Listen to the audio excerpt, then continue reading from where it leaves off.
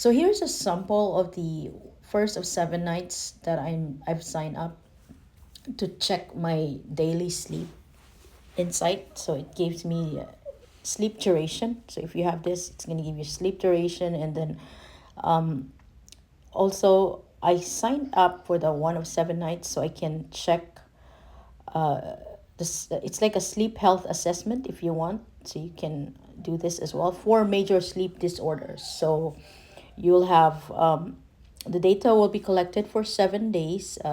Sleepiness, restless leg syndrome, insomnia, and sleep apnea risk will be. They will take in your information, and you will get information after that. So there's a sleep breathing monitor as well. So you want to agree on that one. Again, this is my first of 7 nights. So if you plan on getting it, this is one of the information that you will be getting.